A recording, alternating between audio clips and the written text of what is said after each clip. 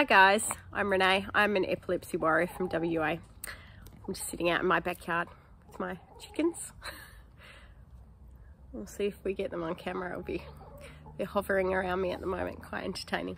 Today I thought I'd talk about PTSD and epilepsy.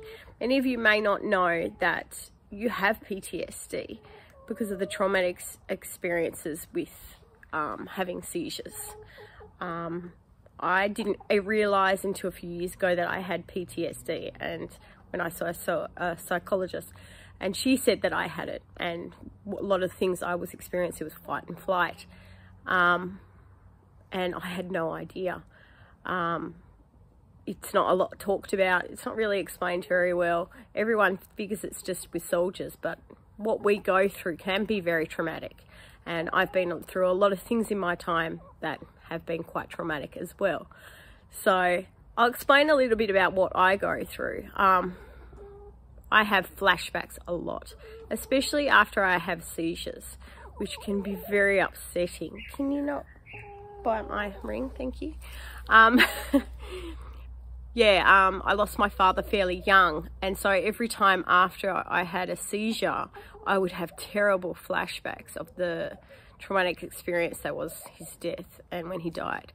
And then I'd go through all the months of flashbacks of other things that had happened in family, and it's very stressful, and everyone used to complain, why does she not let go of the past? And I was like, because I can't let go of the past. Flashbacks just don't stop. It's like you're reliving the memories over and over again. It's an absolute nightmare. It's not quite as bad now since I'm not having as many seizures, but unfortunately my fight and flight kicks in, and it can be quite aggressive. I'm not sure if it's due to the Kepa or the epilepsy. It can be very hard to deal with. If I have a certain phone call from a family member that tends to really get me going, it can take me days, if not weeks, to get me out of that. And thankfully, my husband has figured out how to do that, to get me out of that fight and flight mode, which is like a shield that comes up. My protective instincts just kicks in. It's just part of human nature that we have it, but mine tends to take a lot longer to get out of, especially with the PTSD and epilepsy. I just think everyone's out to get me once I get into that mode, and my protective instinct just comes on, and I'm just like a completely different person. So that's what I deal with my PTSD. It's a hard thing to deal with. I think many of us deal with that, the flashbacks, the horrors, and very vivid dreams that we get as well, which is also can be quite nasty. I relive them and I get the anxiety, and it's very, very painful, as many of you know. So you're not alone in it. If these things sound familiar to you, then, you know, look into it. I do a lot of reading of books now, self-help books, to try and help me deal with it. Trying to tame that inner tiger that always wants to protect you.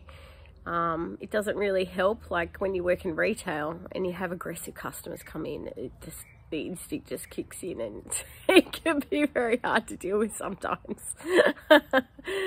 But like I say, you know, I'm reading a lot of books these days trying to find a way to do it. I'm praying one day I manage to conquer epilepsy with my seizures under control and my health at the moment. So, and getting my driver's license hopefully soon. So that's my next goal, is taming the tiger inside me. You have to have a laugh about it, otherwise you drive yourself crazy. My chickens are biting me. Anyway, I hope this discussion helps you understand a little bit more about PTSD. You're not alone in it, and if these things sound familiar, maybe speak to your doctor, maybe get some counselling. I just really don't have time for any of that anymore, so.